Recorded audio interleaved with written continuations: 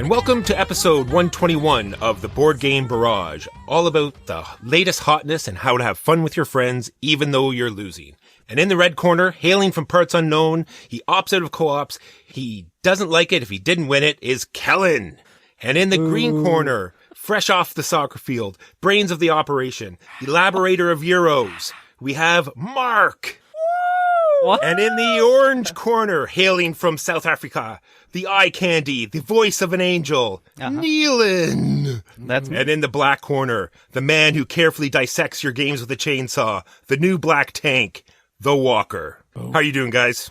Doing good. I think that's the single best intro we've ever had. Yeah, you can't come on your first episode and do the best intro we've ever had. That doesn't. Sorry. Can we get you back every week to do that for us, Walker? Then we just play it, right? That's true. That is just now the new de facto intro. You can just use it as, as a recorded intro. You've got it. There you go. Perfect. Cheap labor. Walker, thank you so much for being here. You've preempted us a little bit. You are our new official black tank. Thank you so much for being on the show. Thank you for inviting me to the show. I listen to you guys all the time. I'm looking so forward to doing this podcast with guys who I think feel the same way as I do about board games. And that we all hate them. Which is what? Yeah, that we hate them all. Every single one of them. That's right.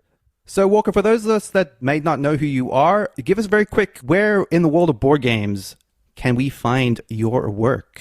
Well, my friend Mark Bigney and I, we do a podcast called So Very Wrong About Games. You can find us on Board Game Geek. What our deal is that I think we have many years of knowledge in the gaming industry, and I just sort of got tired of every game coming out getting huge hype from these new, in air quotes, reviewers, making people buy every single game that comes out every single week. And I was just worried that new people coming into the hobby are going to play these games that are not representative of the greatness that is out there and therefore be discouraged about, this hobby that people are being introduced to now.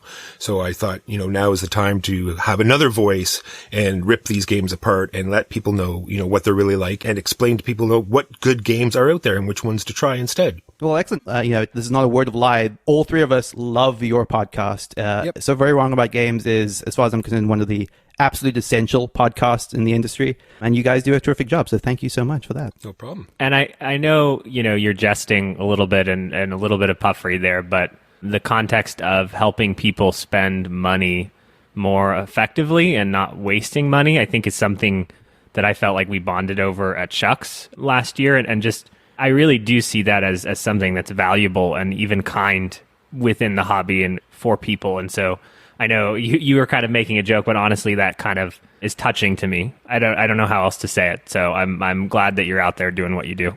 Thank you, Kellen. So today on the Board Game Barrage podcast, our featured topic is going to be catering games to the game groups that you're playing them with. So if your game group wants to play games that aren't necessarily in your wheelhouse, how do you handle that? Do you have to have those sorts of games in your collection? How do you cater to the tastes of everyone across broad appeal, especially when that game is not exactly to your flavor of board game? That's going to be coming up later in the episode, but before we get there, let's talk about the games that we've been playing. Walker, why don't you kick us off? Yes, you guys do all yours at once, right? Yes. All right, so I'm going to kick it off really quick with The Crew. I only have two quick things to say. The Crew is a trick-taking game, and that's what I love about it. I've talked about The Crew before. It's one of the very first ones that's completely co-op, but the greatest thing about The Crew is that when you're bringing new people into the hobby, not all people have played trick-taking games, and this is what I say to them. I usually get a regular deck of cards out and give them the fundamentals of what trick-taking games are, and once you've done that, you've just taught that person 1,000 card games by giving them the fundamentals of trick-taking. And Crew just does a great job of using the same sort of trying to manipulate the table. It's like you want people to play their low, it's just the same sort of manipulation, but just sort of in a different way. And I'm looking forward to getting it back on the table, not in digital form. Have you introduced this to new players? Because this is something Neelan and I have argued about as to whether it actually would work with people who weren't familiar with trick-taking games. No, I haven't done The Crew, but the Fox and the Force duet, the new 2-player one, I've introduced that to someone brand new.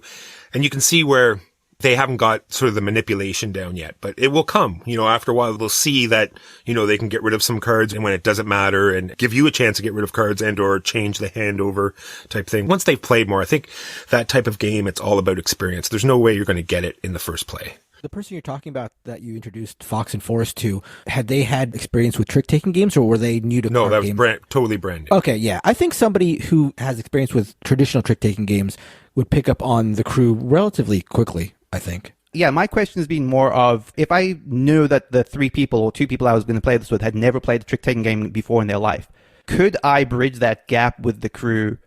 You know, if I were to do like the precursory, like you said, Walker, of, okay, this is what trick-taking is. These are like all the basics you need to know. Now let's go into the crew. I don't know. I've been curious to try that. Well, they go through missions, and the missions are very basic, right? Okay. So the game itself might introduce them to it. You know what I Okay, mean? that's cool. I don't know if you know, but when I have a good point, you know, that was the point I was going to make, Walker, Gotcha. and then you put your hand up when you do that? I was wondering why your hands were tied to your side. Just assume that after every sentence, I'll have a sort of the final point. Okay. Gotcha. I understand. I don't want a rivalry with you.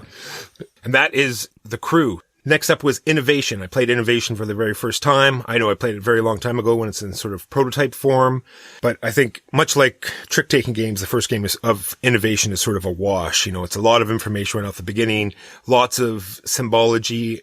We played it on Board Game Arena, and I really feel that's, you know, pretty well the best place to play it as a first player, because it tracks all the symbols for you. I could see where it'll be a little bit overwhelming if you're playing like in a multiplayer game and you have to sort of count up all of these symbols, because there's those actions that everyone can trigger type thing if they have enough things. And I think that the arena, everything's just sort of shuffling around and doing it for you. I think I'd see where it'd be a bit of a pain, but I'm looking forward to playing it more for sure. So you love it, right? Is what I heard. I think I might. I think it might be a game that you have to play a lot of to love.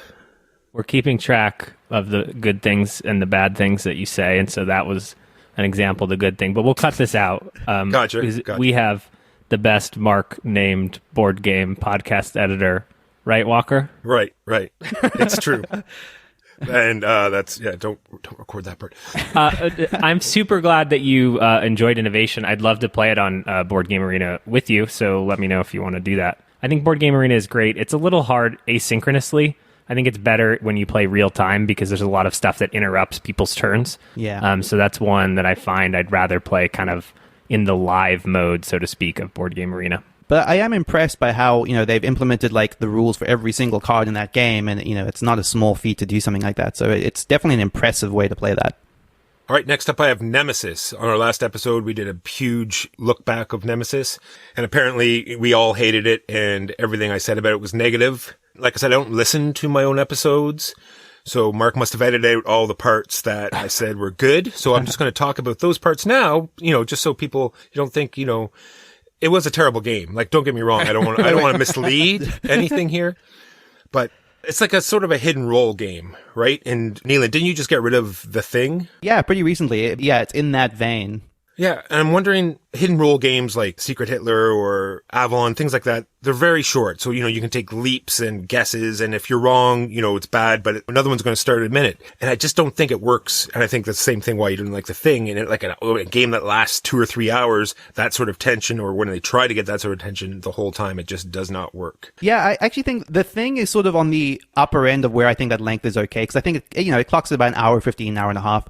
But once you get to Nemesis length and you're looking at 3 to 4 hours for some of these games, I would agree that when you're playing a game where someone at the end of 3 hours reveals, haha, it was me, I sabotaged the engines, and you're like, okay, we couldn't have done anything about that at any point in the 3 hours we just played. Yeah, that is the whole point. And they're going on about how, you know, it's a roller coaster in air quotes, and, you know, it's all about the experience. But I can tell you some games that if you want a sci-fi experience that actually have mechanics that work, you can play, like Project Elite is about to come through, or get your hands on the old one. Space Alert. If you have not played Space Alert, This one is great. then you are really missing out on this hobby. It's like one of the most fantastic, funny, things are going wrong, your pants are on your head, you're running around this burning ship, and you're just sitting back laughing hysterically. Or Imperial Assault, great stories, just stuff like that where the mechanics are solid, and you think back about and you talk about what happened. Anyway, let me go into some good parts. Or did anyone have anything to... I was curious, did you get a lot of flack for your take on Nemesis? Yeah, we did. Oh, wow. I think the question I would ask is, who do you believe Nemesis is for? Because I agree with you. I called it mechanically deficient in our Discord the other day and had a few people fighting back with me. We sort of talked about this before we even did the episode, and we were thinking it was like, if you enjoyed Battlestar Galactica type games, I think this is definitely a game for you. Like, I would suffer through a game of Battlestar Galactica, but I would never pick it, that's for sure. Yeah. I think they're getting away with a thing, and I think it's in the same vein as the thing for me, Neelan, where the game works when everyone bites in and says, like, I'm going to participate in this, even though maybe the mechanics don't actually all add up. You still have these fantastic experiences in games, but the strategies and mechanisms aren't actually the thing that's giving you that. They're just there. I think that's exactly right. And actually, I had Nemesis as something to come back to for the topic of this episode, because I think that there is a lot to be said there about the idea of why people play games. And for some people, that thematic roller coaster, as you described to Walker, is enough. And if it's mechanically deficient, as you said, Kellen, that may not matter depending on the people you're playing it with. Some of the points that obviously were edited out in a review is that it has really interesting timing mechanisms. Like, you can't use the hibernation pods until a certain time, or you start the game with 2 objective cards and you have to pick one as soon as you get to see the alien, or the escape pods, the self-destruct starts after a while. That's a cool thing. You get these contamination cards that you scan with this red light, just like to crypto, and it tells you whether, you've got an alien baby or not. Even has weapon crafting. So, there's some stuff in there that is great, but the fact that the map is random and you're just like sort of going all sorts of crazy directions, it just doesn't make any sense to me. Which also, like, why do the crew not know where the rooms in their spaceship is? That always seemed a little bit strange. I don't know. If you listen to the episode, it's kind of funny because without reading the thematic part about it, I just come up with this crazy, how the game works. I said, they just woke up from hibernation and they have hibernation sickness and they don't know what they're doing. And they stumble around, and I said, I better check and see what they actually mean. And it's almost like word for word. Oh, really? Due to the hibernation sickness, they have memory loss. And I'm just like, oh my Lord, really? Yeah, that's the actual thing. And this is from the same company that did Lords of Hellas, which is a game I love. So we don't have an axe to grind with the company. I love this company. Anyway, and that is Nemesis, and that's all I'm going to say on that. Next up, I have Castles of Burgundy. I just downloaded the app, and I only want to talk about this quickly because I did huge purges on my game collection, and for whatever reason, Castles of Burgundy, it wasn't missed. I did see it every time during the purge, and I just kept it. I just kind of like it, and the app does a great job. So if you like Castles of Burgundy, I would check out the app. Oh, very cool. Everything's in 3D, and make sure you set it to fast speed right off the beginning, or else you'll probably uninstall immediately.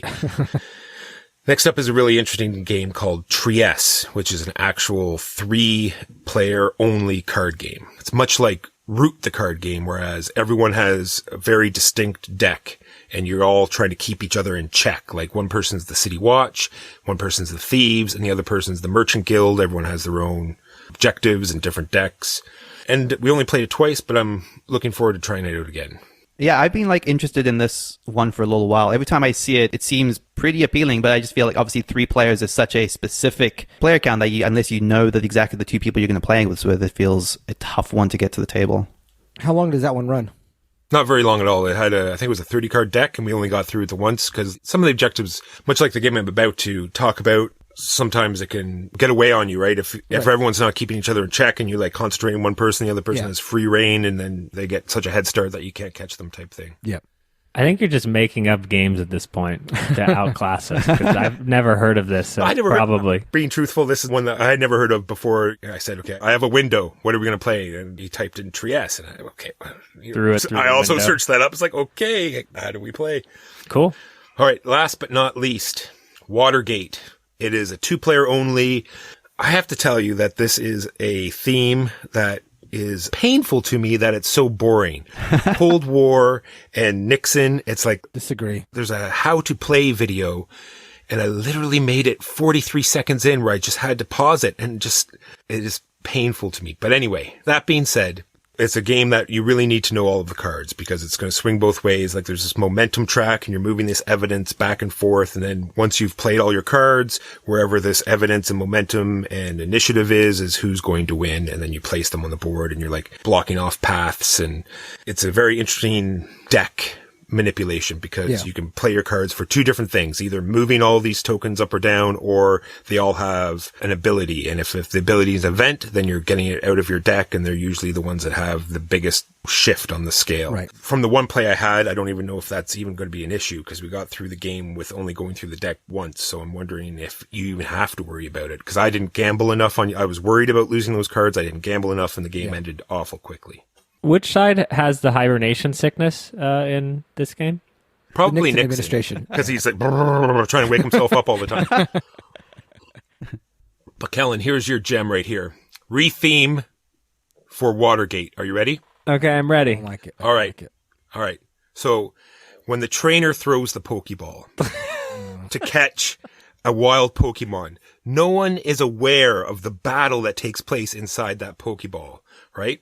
Okay. So around the outside of the Watergate sphere, right, it's usually reporters and, they're trying to turn back and forth. But in this game, for the trainer, you have like leadership and friendship and mental strength and experience, right? And for the Pokemon, you have fear and freedom and strength and pride, right?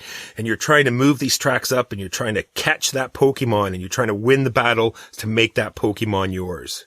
Yes. No one can see my face. I was just going to say, no one can see how much you're rocking back and forth in glee right now. Which Pokemon is it? That's my question, Walker. Well, that's the thing that makes it so open to expansions, right? Because it has a picture of Nixon in the middle, right? So the expansion, you just put the Pokemon you want and you get a whole new deck for that Pokemon and you have all the different trainers. You have different decks for each trainer. Okay. So, prototype and, patent pending, don't be taken. Yeah. Just so any designer out there, TM. Contact. Yeah, exactly. Yeah. Well, this could be a joint production. Yeah. True We enough. just edit to the side of the episode. No one else needs to know about this. There's 800 expansions for Watergate incoming. And that is my 3-hour talk of what I played this week. Kellen, what have you been playing? I think that Walker, once again, is just making up games to upstage us here. I find that in quarantine land, my instinct is not to pull out a board game in the downtime because it's hard to set it up and remember the rules and get everything out, and I just prefer not having to work my hands like that. But A weird way of putting it. no, it's like, wouldn't you want to just exist in the digital world if you could? I feel like I've said this to you and you rejected my idea for downloading our brains into the internet. Well, it's just like, it's so annoying. It's like you could turn on the video game or you could spend an hour setting up Imperial, the train game. It takes an hour to set it up. That's not a joke. Anyway, so in order to prepare for this episode, I got on Board Game Arena and said, I need to play a quick game. So I went to their quick game section and I learned how to play a card game called Solo. Now, Solo might sound a whole lot like Uno to a discerning... Isn't that really cool Star Wars game where you play Han Solo and he goes on adventures? No? Nope. Game of the movie.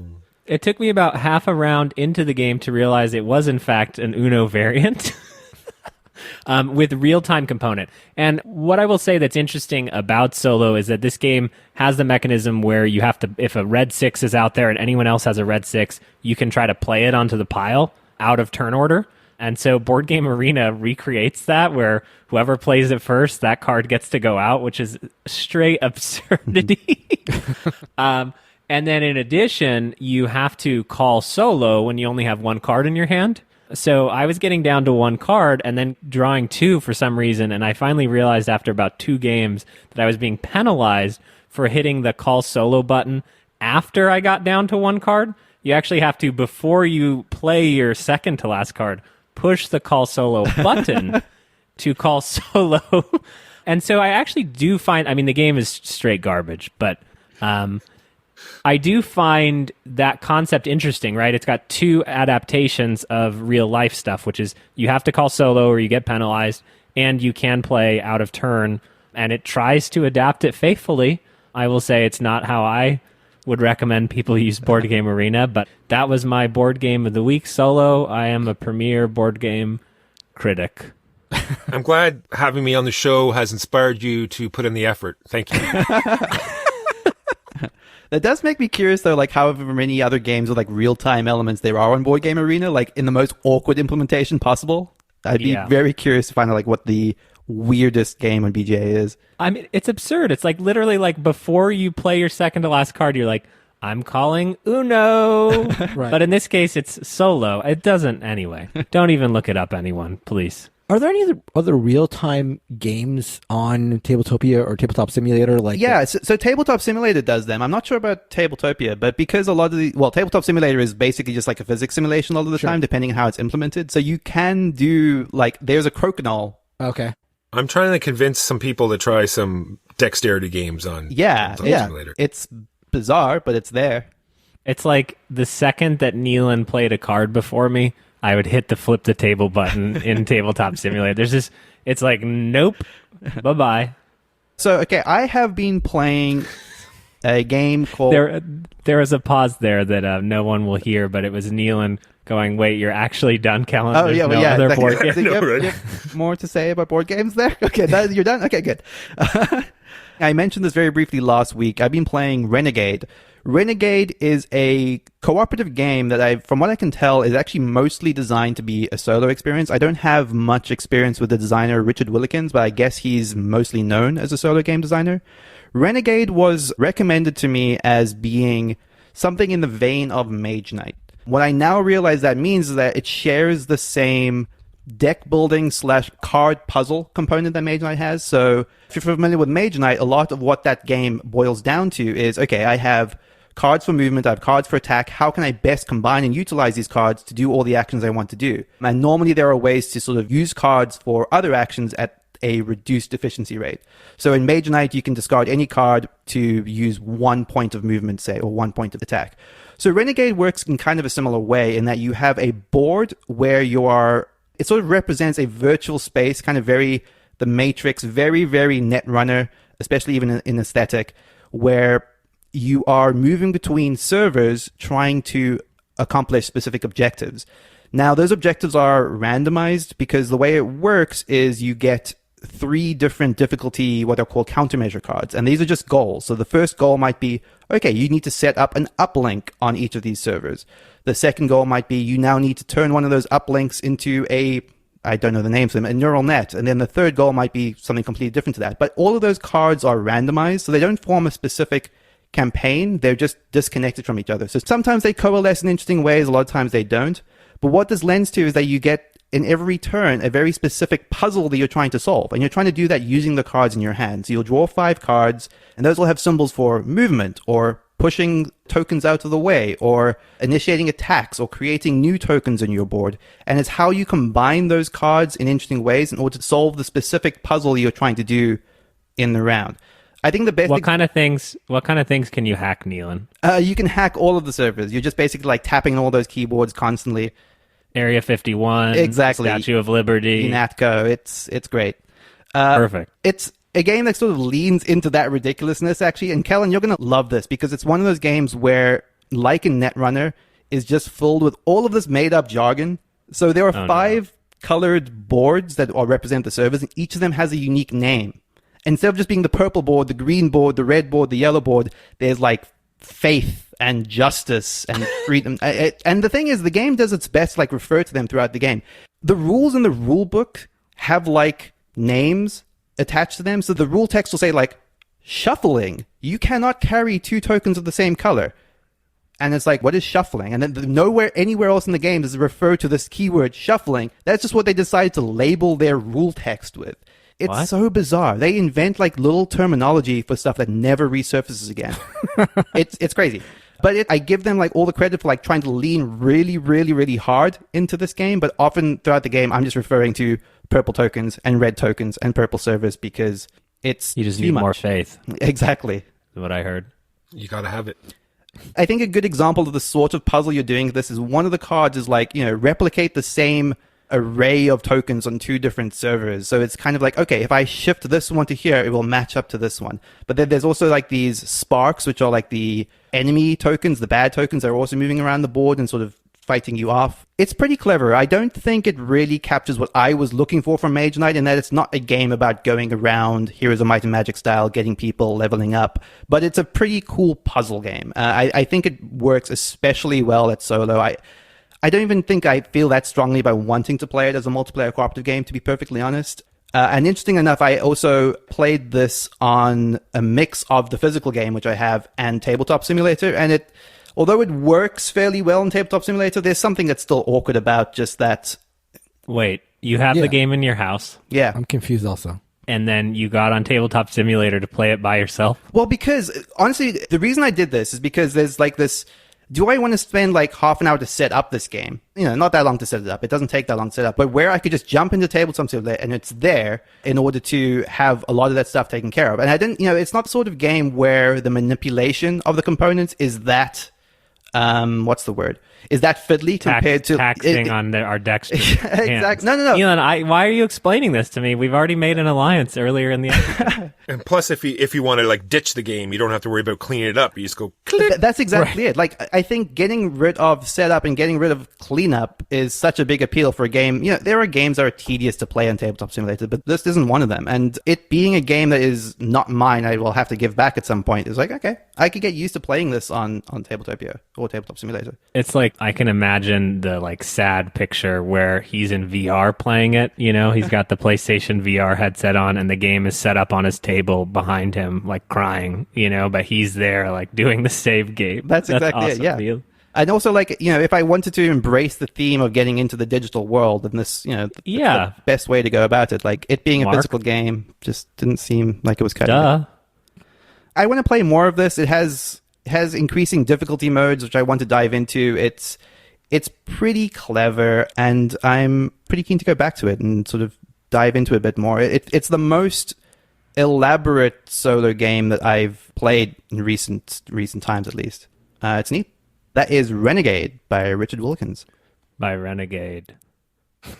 It is not by Renegade, I actually don't think. Well, that was a mistake. I was going to say, well, yeah, I was gonna say, they dropped the ball on that one. Mark, what have you been playing? I've been playing Horrified. This is from Prospero Hall. It's the same team that's been doing interesting takes on a number of different IPs. They did Jaws. They did Top Gun recently. They did Villainous. So this is them doing Welcome. What? You're welcome. For what? They'll never know. The people will never know what actually happened, which is that I bolstered all of that list for you. The thing is, and so it makes it seem like you know what you're talking about when you actually just got fed lines by Cal and Alan. Keep talking because nobody's going to hear any of this. Well, this is the Mark. Yes. It's like, tell the people. Why don't we just, you know what we should do, Mark? Why don't we make it an episode that's accurate, where every time give you the line, we use the audio of me saying the line. So we blacklisted in that list, from Apple Podcasts, from Google Podcasts, from Spotify, if I let your tirades go unchecked. Yeah, beware how you threaten your editor. Exactly. this is how it would go. It'd be like, oh, I played Horrified, the maker of other great games like, and then my voice would jump in and it would be like all the other games, like Top Gun, like Jaws, and that would be my voice because my voice is the voice of the people. Okay. And the voice of knowledge. So anyway, well, none of this, right? Yeah, none of this. This wasn't funny enough. It rarely is. Anyway, so Horrified is a game that has been compared to Pandemic, and I think that's a pretty apt comparison. It's not a one-to-one thing. It's not super similar to Pandemic, but there are a lot of the hallmarks that Pandemic has. It's an action point game. It's a co-op. So in Horrified, what you're doing is you're selecting, and this is one of the charms of it, you're selecting characters for yourselves, which is, again, like Pandemic, where you each have like a power associated with the job you have, but you're also selecting the monsters and how many monsters you're fighting. So this is where it sort of strays from Pandemic. So you got through one thing. So do you open a game box like you do in Pandemic? Because you got through one thing and you've already strayed off, and that's everything that it shared. No, this is sort of like a Callan's thing. It's like a digital sort of thing. So you don't actually have to open the box. You just put it in front of you and then put your VR glasses. You don't have to use your hands, Callan, so you'll be happy to hear that. It's all in the imagination. It's all in the mind. It's all in the vat that your brain is in. Anyway, yes, you do have to. Once you have opened the box, then you play the game. So are there rules? Wait, what? I don't understand. Right. Sorry. Let me go clarify. back. Go back. Yeah. Okay. So first, there's no shrink. So you may be looking for shrink. There is no shrink. They've got like those little circular tapes on all four sides. So you need to find some sort of like cutting implementation. I use the key. I would say that's unadvisable, but you can use a knife. I think a knife would be the standard protocol. Maybe a scissor. Then you cut the tape on all four sides. now you've released the box into a situation where it can be opened. You take Do the you lid off. know what kind of podcast we're recording right now? What kind of podcast are we recording? Because I'm unclear at this point. Unboxing podcasts of an untapped market. Yeah, that's right. There's unboxing podcasts all over YouTube. Are there any unboxing podcasts? There is now. Part 2, taking the lid off. So put your hand. No. Okay. So unlike Pandemic, you are selecting the enemies you're fighting. Pandemic, you're fighting the 4 diseases, and you're always fighting the diseases in the same way by going through the deck of cities and dealing with them as they come up. With Horrified, you are selecting monsters that you want to fight. You select a number of monsters, and they each have special powers, and they each interact with the board in different ways. For example, the map is of a town, and you're moving your character through the town. If you play against a creature with a black lagoon, then he can travel through the water. So that's like one of his powers. And so each monster has different powers, and each are defeated in a different way. They all sort of amount to the same thing, where it's like a resource collection thing, and then you use the resources in different ways to fight the specific monsters, but the same resources are used for all the monsters. There are a couple of different ways to lose. There are villagers that pop up on the board. So whereas with Pandemic, the cards that come out will tell you where the disease is spread throughout the world. With Horrified, every turn you're revealing a card, which is like the enemy portion of the turn, and that is telling you which monsters attack and if villagers pop onto the board. And villagers, you're trying to make sure they don't get killed, because if they get killed, that's one of the timers of the game. And you're also trying to lead them to wherever they want to go. If you do, you get a perk, which is like a bonus card that gives you power. Anyway, I found it to be a fun game to play with non-gamers. This feels like a pretty good, for lack of a better term, quarantine sort of game. If you're with people who are stuck at home, bored, maybe not necessarily gamers, but are interested in playing something, the rules overhead is, I think, just at the verge of where it gets a little too complicated for somebody who has like no previous knowledge of board gaming. I played this with my girlfriend who is not a gamer, and the rules were just hit the limit before it got a little too complicated or too rules heavy. I think a gamer would consider this a light medium probably game, but the production is nice, which helps when it comes to playing a game with people who aren't gamers. And the monsters, the way they behave, and the fact that they each have these like their own little mini games and ways to defeat them, and the fact that everybody has their own powers, it's enough like Chrome and enough variation sort of to keep it interesting. We played with 2 monsters. We played with Dracula and Creature from Black Lagoon, and then after we finished playing, we were interested in trying out other ones because they had like their own components that did things and sort of presented a little different game. How many different monsters were there? There are 6 different monsters. Okay. You can play with 2 to 4 at a time, 4 being like difficult, 2 being sort of like introduction. Okay, this feels like pretty ripe for like, you could add stuff to it through expansions or... Sure. Oh, yeah. Yeah. Sort of like same way that Villainous. Yeah. That's cool. Yeah. Let's cut through it, Mark. What is this block of what the game is? Does it solve the quarterbacking problem No. that you are hugely sensitive to? That's right. I am hugely sensitive to, and it does not solve the problem. And if I was playing this with gamers, I would expect that to come through as an issue, and it would be a problem. And 2, Pandemic also sits nicely, at least base Pandemic, in that interesting enough theme, but low rules complexity for new people. If you had completely new gamers, would you play Pandemic? Well, maybe not right now, but would you play Pandemic or Horrified? Right. And actually, I understand what you're saying when you're saying not right now, but people might want to play it. I think Pandemic has gotten more popular with everything going on. Maybe people, it's some way to... That's fair. And I wasn't trying to make a joke. I just... No. Specifically, which game should the listeners purchase? I will say that I think that if you're buying this game to play with family, I think I would go with Horrified just for the variety, the way you can mix up the monsters, the way you can mix up the roles, although you can mix up your own roles in Pandemic, but the monsters and like... It's just fun to fight monsters. Yeah, this is buzzy right now. People really like this. I was going to say, that's good to hear, because you answered almost all the questions I was going to ask, was the fact that because this or maybe still is a Target exclusive, this is a game that is going to go to people who don't play board games. And I wanted to make sure that, like I talked about earlier, that they're getting this, initial interesting, fun experience, right? Yes. Yeah, and I think they will get that absolutely from Horrified. Board Game Barrage is not sponsored by Target.com, Target, Super Target, Megastar, Target, or any Target exclusive.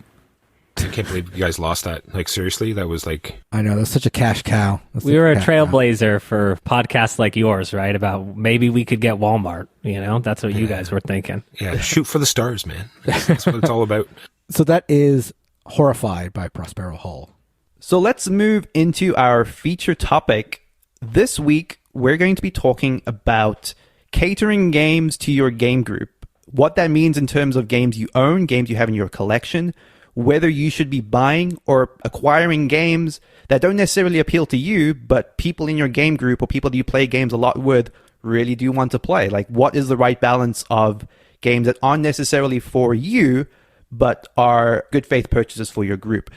I think broadly the first question I want to ask you guys is, do you think that games that don't appeal to you have a place in your collection? Do you think a collection should cater to all tastes, not necessarily just your own?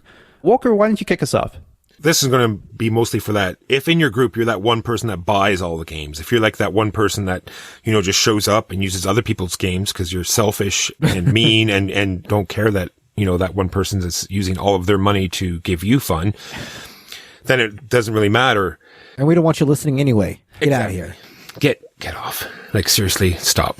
But I think the type of person that is purchasing games feels as though they want to appease everyone. They want to have everyone to have fun, and they make that sacrifice, and they say, well, here's a game that, you know, is not in my wheelhouse, but I think Joe over here really likes this, you know, buckets of plastic, so I'm going to, you know, buy that, and hopefully there's like one extra mechanism that will interest me, even though I'm not fond of pushing all this plastic around. Well, it has this, you know, deck mechanic that I want to try out. So yeah, I have a relatively large collection. Ooh. See how I dropped that in there? That's staying. So I do sort of like to cater my collection to fit all niches and all like possible combinations that people will be playing with, but I don't believe I have, and I don't think, and I would not get a game that I have no interest in. Even from the lightest to the heaviest games that maybe I wouldn't normally purchase, it's got to be something that I am interested in playing. So I will never buy a game only because I think it's perfect for person A or person B. I think this question is a lot more interesting than it appears on first blush. I think that there are different types of board gamers, and I don't want to give an it depends answer. But what I will say is that the idea of playing a board game is not inherently fun for me, Kellen. I'm not the guy who's like, every Saturday night has to be board game night, no matter if I'm playing Candyland with my nieces all the way up to playing Twilight Imperium with the four of you. Like, I don't derive joy from playing Candyland or from playing Uno/Solo, which I did for the sake of the podcast today. And so I think that you have to evaluate who you are. There are some people who just love playing games. Like, it doesn't matter what the game is. It could be kick the can outside. They're just that type of person. And for them, having a collection that appeals to everyone makes sense. For me, I see it as sort of a fallacy in the sense that I think that my collection has some family weight games for the future when I may or may not have a family. You know, which is absurd. Like, I think, oh, I'm going to play this game with my mom. Oh, I want to play this game. Like, and I think of those instances where I'm going to play the game, and then I actually look back and it hasn't been played in 3 or 4 or 5 or 6 years.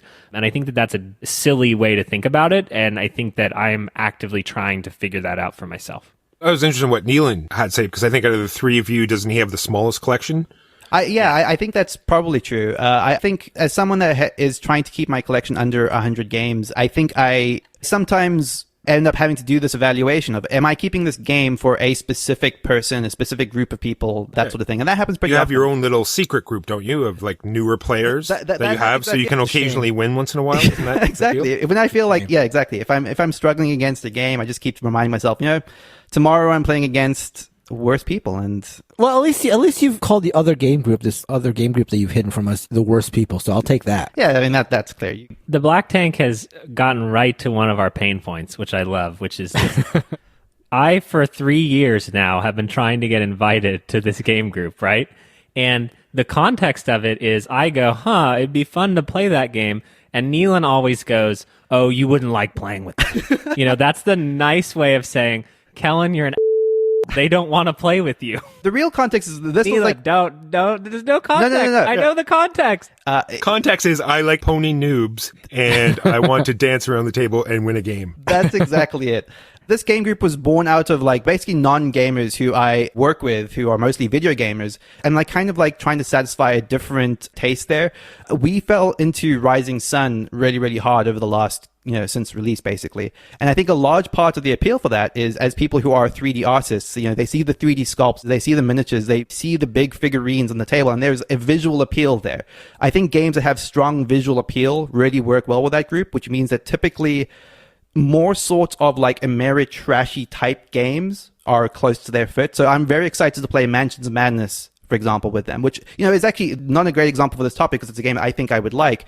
But, the stuff that does fall into this wheelhouse a little bit more is something like Ankh, which, I might have my reservations about backing a game that's that big and that expensive, even though I loved Rising Sun. But as soon as I think of them playing this game and seeing these figurines and them like lighting up at the look of it, and I've shown them the Kickstarter page and they're like, we have to play this. I'm like, yeah, of course I have to get that. Like, there's no question in my mind. Yeah, that's exactly what I'm talking about. Yeah, I think that group is also the reason, I alluded to earlier that Nemesis is a game that I have played primarily with them. I've not played it that many times, but I still have it because they're still itching for one more play of it. Now I'm basically done with Nemesis. I was almost done with Nemesis after the very first time I played it with Mark and Kellen, but I knew that it might scratch a specific itch for them.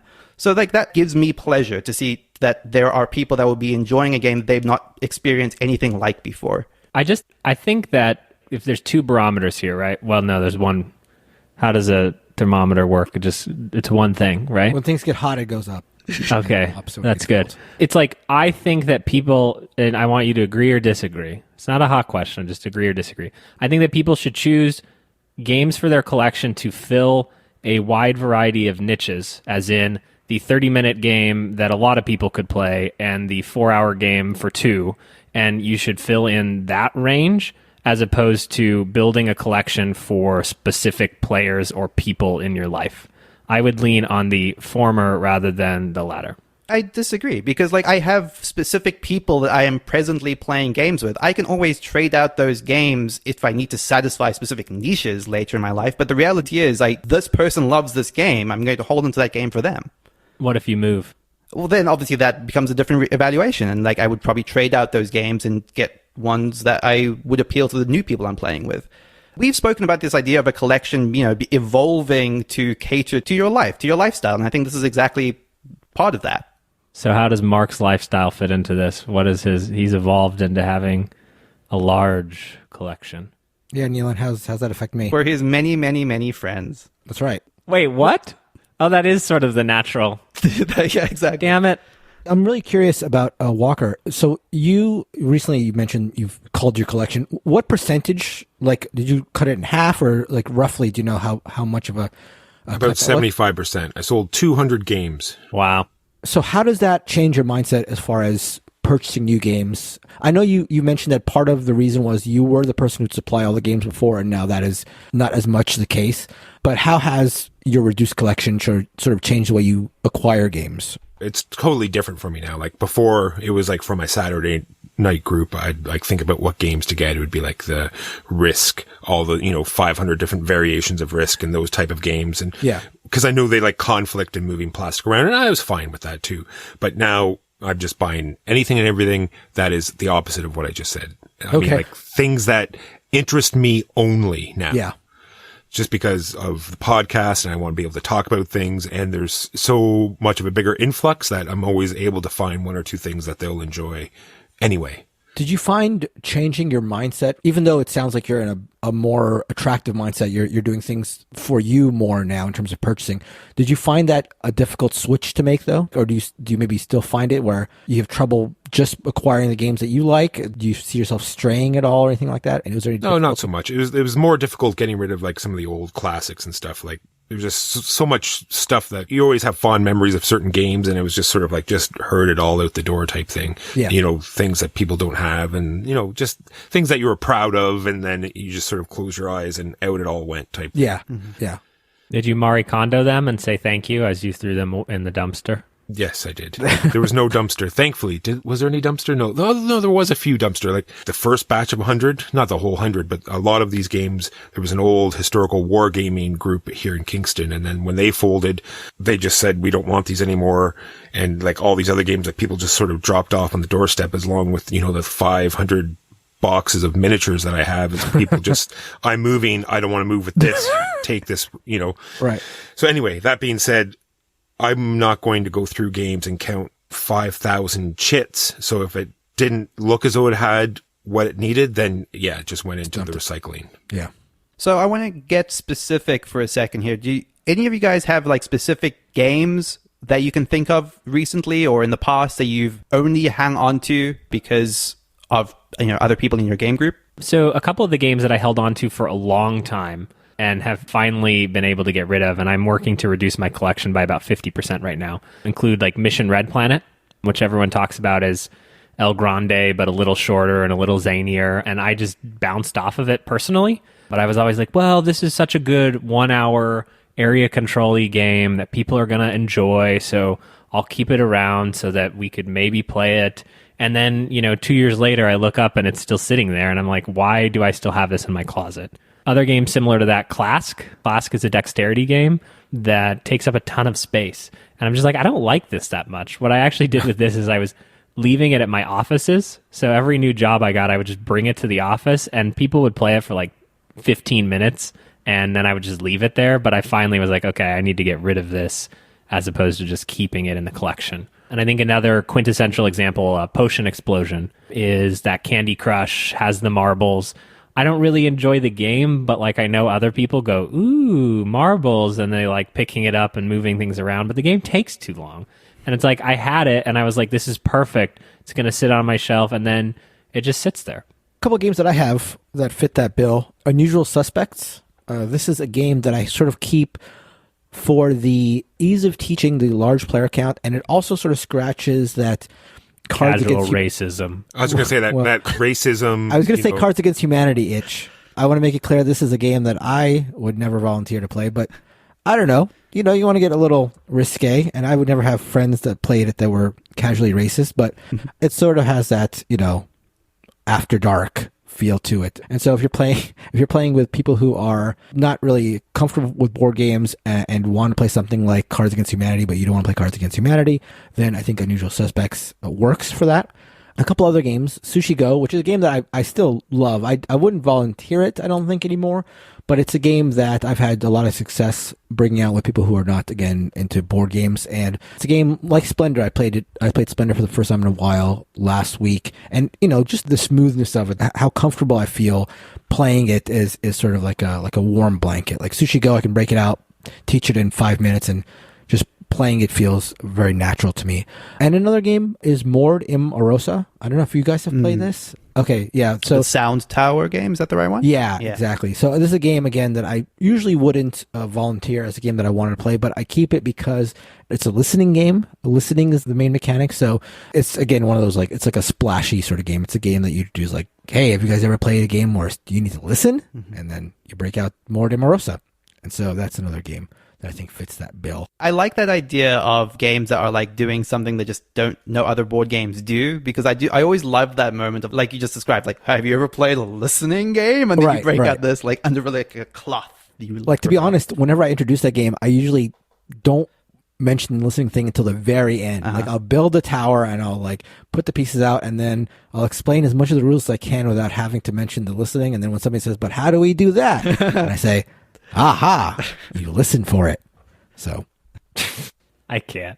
Yeah, Walker, you got anything you want to? I just have one that I'm kept and one that I bought. The one I kept is just like much like Mark's. It's Sushi Go Dice, though. And it's one that my fiance loves, and I would never keep in my collection myself because it has really cute little dice with little cute little pictures. Sushi Roll, right? Yeah. Sushi Roll, yeah. Yeah. I enjoy playing it. Like, it's not painful. Sure. And another one I just purchased for the same reason is called Cora or Coral. It's like a coral, super bright. Same thing. It has all different dice, octopus, turtles, shells, and it's sort of like a dice worker placement. You roll. It's actually, I was going to call it a color drafting, because you're not actually drafting the dice. You're sort of drafting the colors. Like you look at the board. It's like, okay, well, there's not many dice in the orange section, so I want to add orange dice to the pool, and then you roll those dice, and then you pick one, and then the next person adds a dice to that same pool. So you sort of like adding the colors in because, there's more spots in that area. So that, at least there's a little bit. Yeah. And then you're just collecting cards to make these sets. So when I saw it, it's a little bit newer game, and I wanted to give it a try so I could talk about it. And I'm going to keep it because, she loved it. Oh, awesome. Cool. Well, and I think that's fair. And I'm the biggest contrarian here, but Christina, as I've reduced my collection, Christina the Blue Tank has 5 vetoes. I think we're lucky that we have very similar tastes in loving area control, high confrontation type board games. But she just says, nope, put that back when I start moving it to sell pile. So now I got to figure out how to do it sneakily. So she doesn't know. The 2 games that come to mind for me are Quacks of Quedlinburg is a game I like. I think it falls into that sort of camp of Potion Explosion that Kellen was describing. Sorry, did you just say game? Well, that's the thing. It's so close to a really great experience. Yeah, it's That's so what you meant to say. I Mark will edit that out so Yes. it sounds better for you. Yeah. So you don't sound like awful. But I think that's exactly right, and the reason. I mean, it's so close to barely being a game, so much as just like, oh, we're pulling stuff out of bags, and there's like a veneer of a game here. But the experience of it, especially if someone's not played a bag builder before, it's interesting and novel. And I'm hoping to migrate it to Orléans, which I've just recently acquired. I mean, that's the next logical step, right? Is Quacks of Quedlinburg to Orléans. Yeah. But the other Or Hyperborea. I got to throw that in for Mark, right? If I don't say Hyperborea in this particular spot, Mark will definitely kill me. The other one that I have that is also pretty much appealing to 2 specific people, maybe 1 specific person, is Betrayal House on the Hill, which is again also barely a game. I don't think I even really like playing it that much, but I have a friend who loves it. It's the sort of game where is quite good for introducing to, not necessarily to non-gamers, but I've had a lot of good experiences in the past of just saying like, hey, if you like horror games, and this idea of this cooperative game where we sort of like, it's more experiential than like you're actually playing a game and you're going to get to the haunt and something weird's going to happen, and whether you win or die is almost entirely random. It's something. It's novel. I enjoy showing it to people for that reason, even though I don't think I ever really would ever play it of my own accord. Yeah, those are my two big examples. Yeah, so I just wanted to add one final thing. Kellen sort of touched on it with, Uno and type games. Just if you have children, right? There's all sorts of games that you'll have in your collection that I'm sure are like Candyland, like you said, are painful to play, but you'd still purchase them and look into them and try to find that one niche mechanic that is interesting. And then on that topic, there are those games that are both like fantastic games like Skull and Cockroach Poker, right? Which on the surface can be played, I don't want to say mindlessly, because it's great fun for children to play these games and just pretend to lie. But underneath, there's like this veneer of really deep thought and cool table manipulation, and which makes it interesting for other people. Yeah, and I think Haba does a good job of having games that appeal to children, but that adults can also enjoy playing as well. Rhino Hero. Yeah, Rhino Hero is a great example. Exactly. I think that is honestly the best point, is that I would look to delete the games in my collection that don't fit into what I would like, and then replace them with stuff that we can both enjoy. And that's sort of, Mark, like even going back to our pandemic versus Horrified discussion, it's like, which one would you rather have? And then is that also good for the non-gaming group? And then suddenly you have the winner. Right. Yeah. And I do not have Pandemic, and now that I have Horrified, I mean, I don't know how long Horrified's going to stay in my collection, but I would not acquire Pandemic while I'd had Horrified. Unless it's Pandemic Glory to Rome. Yeah, exactly. That's what you meant to say. That's Okay, right. okay. Yes, yeah, exactly.